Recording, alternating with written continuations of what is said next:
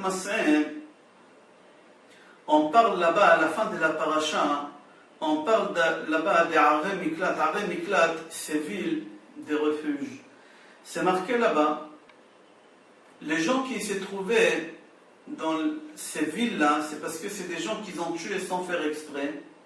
Ils doivent se cacher là-bas pour deux raisons. La première raison, pour que la famille ne leur fasse pas du mal, il n'y a pas de vengeance. Et la deuxième raison, on dit que c'est un tikkun, c'est une kapara.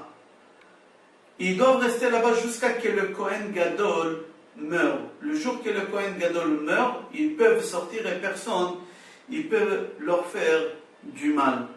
Rashi pose la question, pourquoi on a fait un lien entre la sortie de ces personnes-là et la mort des Kohen? Rashi répond pour la simple raison que le Kohen Gadol, il n'a pas fait sa prière comme il faut. Il faut savoir que le Kohen Gadol, le jour des Kippour, au moment qu'il rentre dans le Kodesh HaKodashim, dans les saints des saints, alors il fait une prière pour le clan Israël, pour tout le Ham Israël. Et dans sa prière, le Kohen Gadol demande à Akadosh Baruch Hu qu'il n'y a pas des accidents, il n'y a pas des malheurs, il n'y a pas des mauvaises choses qui vont arriver au long de l'année dans la communauté. Et puisqu'il y a un accident qui est arrivé, c'est-à-dire que c'est lui qui est responsable. Alors, puisque c'est lui qui est responsable, c'est pour ça qu'on fait un lien entre lui et l'autre. Dans la paracha, on voit aussi que la maman de Kohen Gadol, c'est marqué Mavia, Mashke, Ksutu Ma'achal. C'est quoi Ksutu Ma'achal? Elle ramène dans ses villes de refuge à ses assassins un habit avec de la nourriture. Chaque vendredi. Pourquoi? Pour qu'ils ne prient pas, que leur fils meure. Parce que comme leur sortie, elle dépend de la mort de Kohen Gadol, alors les gens qui se trouvent dans la ville de refuge toute la journée prient que le Kohen Gadol meure pour qu'ils puissent être libres et rentrer chez eux. Alors la maman, qu'est-ce qu'elle fait? Tous les vendredis, elle vient et leur donne un morceau de poisson avec un habit, ça les calme pour qu'ils ne prient pas. Alors la Gemara, elle pose la question dans Makot, page Yud Aleph. Quoi? Pour un morceau de viande et pour un morceau d'habit, on arrive à les convaincre à ne pas prier? Ça, c'est une question. La deuxième question que la Gemara demande, quoi? Tout celui qui prie que le Kohen Gadol meurt, c'est-à-dire tout celui qui maudit le Kohen Gadol, sa malédiction, elle arrive à tel point que la maman, elle a peur? La réponse est, d'abord, sur la première question,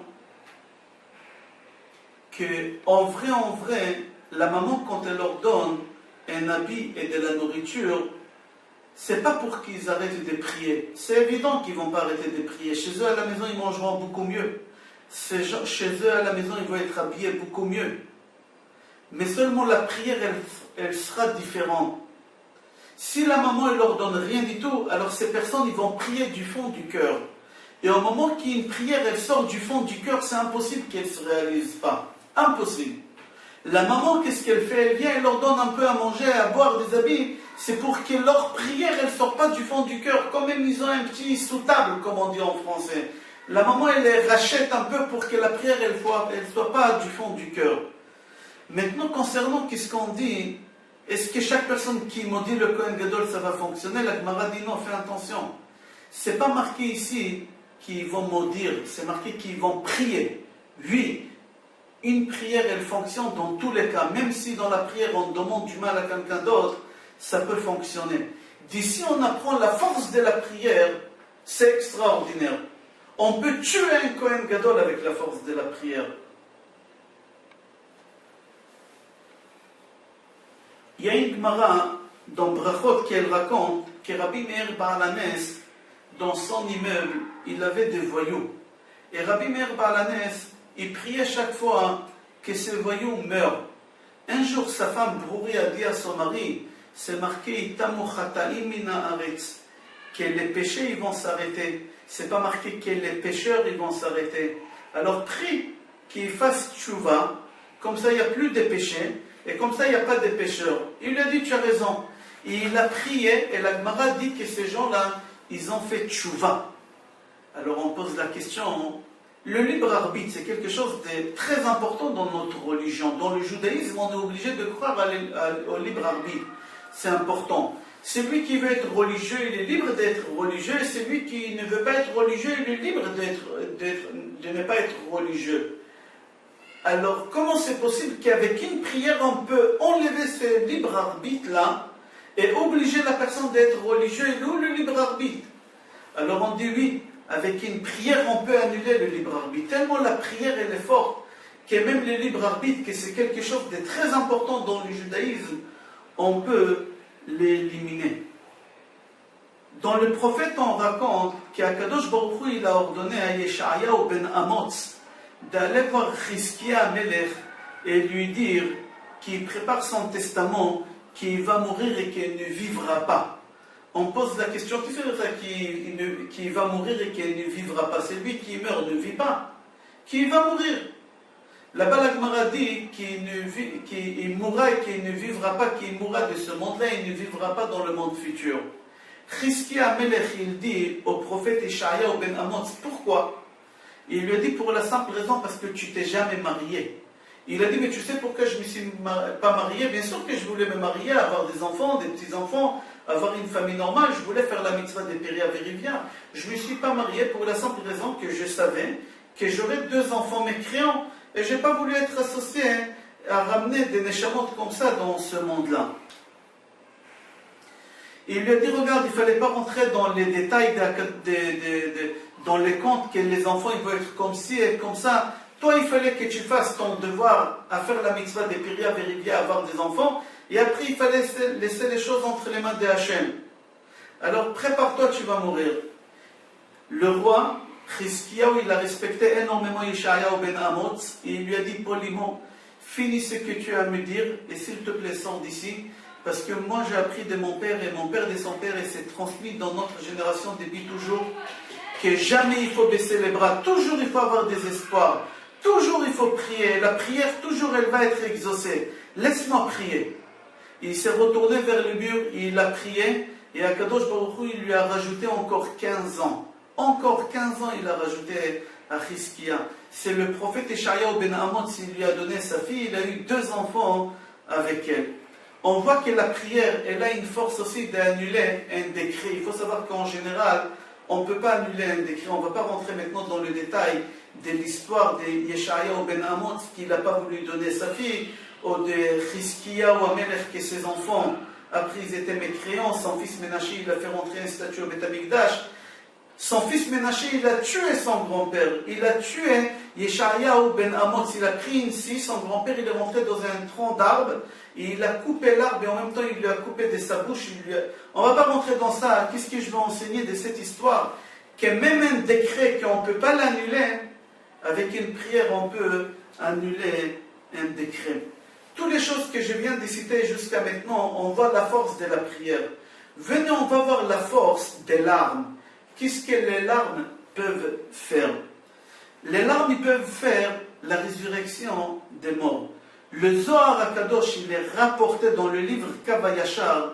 Il raconte une histoire qu'un jour, Rabbi Abba et Rabbi El-Azar, le fils de Rabbi Shimon Bar Yochai, ils ont parti rendre visite à Rabbi Yossi Bar Nekonia. Rabbi Yossi Bar Nekonia, c'était le beau-père de Rabbi El-Azar, le fils de Rabbi Shimon Bar Yochai. Il était malade, ils ont parti lui rendre visite. Sur le chemin, il y en a qui disent que c'était une colombe, il y en a qui disent que c'était un corbeau, qui est venu chez eux, et il leur a dit, il est préférable d'aller voir Rabbi Yossi ben Peki'in, il est en train de mourir, et il faut que quelqu'un lui fasse sa dernière prière, et comme vous êtes des gens bien, des gens importants, allez chez lui. Ils ont décidé de faire un détour et d'aller chez Rabbi Yossi ben Peki'in. Au moment qu'ils sont arrivés chez Rabbi Yossi ben Peki'in, son fils de 5 ans, il n'a pas laissé personne s'approcher au corps de son père, parce que le temps qu'ils sont arrivés, le papa il est mort. Le fils de Rabbi Yossi ben Peki'in, il s'est étalé, il s'est allongé sur son père, nez face au nez, bouche face à la bouche, les yeux face aux yeux, et il a commencé à pleurer et à prier. Et au moment qu'il a pleuré et qu'il a prié, là-bas en détail, c'est marqué qu'il a dit à Kadosh Baruch Hu, c'est marqué dans la Torah, il faut renvoyer la maman et prendre les oisillons. Alors prends notre père, et non, laisse papa et prends les oisillons, c'est moi et ma soeur qui est plus petite que moi. Et là-bas, on ne va pas rentrer dans les détails, et en fin de compte, il y a un moment qu'il y a un mur de feu qui est tombé, et qu'il a séparé entre tous les rabbinim et les gens de la ville, et le fils du Rav. Et Rabbi Elazar, le fils de Rabbi Shimon Bar Yochai, il leur a dit, Dieu il a mis du feu entre nous pour qu'on ne voit pas le miracle. Il y a un miracle qui est en train de se produire de l'autre côté. C'est quoi le miracle? C'est la résurrection des morts. Il y a un moment que le feu est parti, et ils ont vu que le mort il s'est levé, il était assis, et le fils il était évanoui. Les gens de la ville, ils ont pris le fils chez eux à la maison, ils l'ont mis de parfum, ils lui ont donné à boire. Et le papa, il leur a dit, vous ne pouvez pas imaginer les larmes que mon fils il a fait couler, qu'est-ce que ça a fait dans les mondes célestes. Je ne peux pas vous raconter qu'est-ce que j'ai vu là-bas, c'est interdit, je n'ai pas le droit de vous raconter. Mais une seule chose je peux vous dire, que les larmes ils étaient comptées par les anges, 370 larmes, et grâce à mon fils, ils m'ont donné encore 22 ans de revenir ici sur terre pour éduquer mon fils et pour lui donner un enseignement de la Torah. Qu'est-ce qu'on voit ici? Que les larmes, ils peuvent faire la résurrection des morts. Comment c'est important une prière? Comment c'est important les larmes? On fait un résumé et on finit avec ça, avec une prière, un Kohen Gadol. Dans sa prière, le jour des Kippour, il peut faire en sorte qu'il n'y a pas de malheurs, il n'y a pas de mauvais décrets qui peuvent s'abattre sur la communauté. Un assassin, avec sa prière, il peut tuer le Kohen Gadol. Et c'est pour cela les mamans rapportent à manger, à boire et des habits. La force de la prière, elle peut éliminer le libre arbitre. La force de la prière, elle peut tuer un serpent.